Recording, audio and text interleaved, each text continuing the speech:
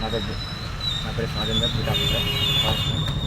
పొద్దున 6 గంటలకు మా ఎఫ్ఆర్ఓ గారు మాకు ఫోన్ చేసి చెప్పిండు, ఆముదాలపల్లి శివారులో పెద్దపూర్ బీట్లో రోజు నడుస్తుంది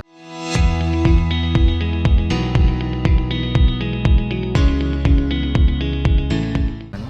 సార్ అందరికీ ఫోన్ చేసి చెప్తే ముగ్గురు బీట్ ఆఫీసర్లు బేస్ క్యాంప్తో కలిసి వెళ్ళిన దూరంలో అక్కడ ఒక పర్సన్ డాక్టర్ దుంతాను మాకు ఫోన్ ఇవ్వబడ్డది. అక్కడికి వెళ్ళి తీసుకున్నాం.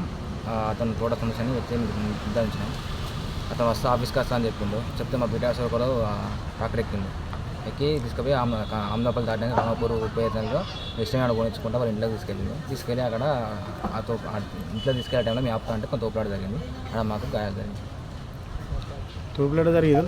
దాడి అది ఏం జరిగింది? దాడి జరిగింది అంటే వాళ్ళు తోసేయడం, ట్రాక్టర్ బాయించిన వ్యక్తిని కింద తోసేయడం జరిగింది. ఎవరెవరు కొట్టిరు? కొట్టిన వాళ్ళు వాళ్ళ కొడుకును ఆయన ఇద్దరు. పేర్లు? మన తోట సందర్శన వాళ్ళ కొడుకు రంజిత్, ఇద్దరు. కంప్లైంట్ చేసి ఎక్కడ? భూపాలపల్లి స్టేషన్. ఇప్పుడు డోజర్ అక్కడ ఎందుకు పెట్టారు సార్? ఫస్ట్ తీసుకొస్తాను చెప్పి మా కస్టడీ తీసుకున్నాం. సీజ్ చేసిరా?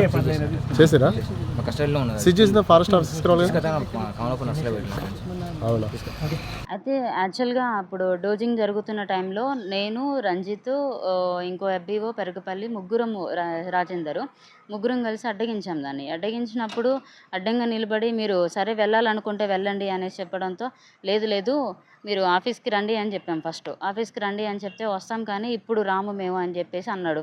కొంచెం ఘర్షణ జరిగింది ఆ టైంలో. రండి అన్నప్పుడు రాలేదు తను.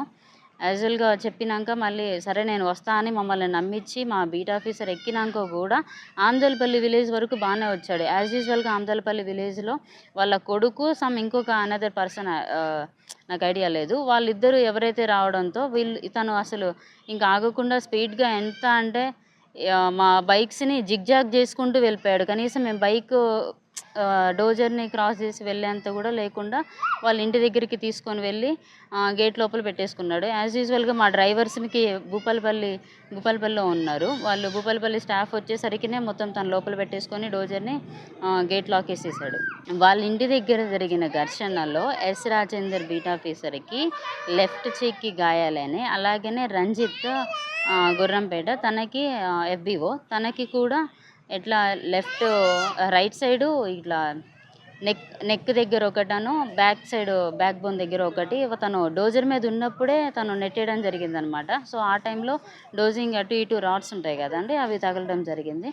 సో అప్పుడు మేము ఈ అసాల్ట్ జరిగింది మా మీద అనేసి మేము వచ్చేసి భూపాలపల్లి పోలీస్ స్టేషన్కి వచ్చేసి మేము ఇట్లా కంప్లైంట్ చేయడం జరిగింది. వాళ్ళు మా ఫిర్యాదు మేరకు వాళ్ళు కేసు నమోదు చేశారండి.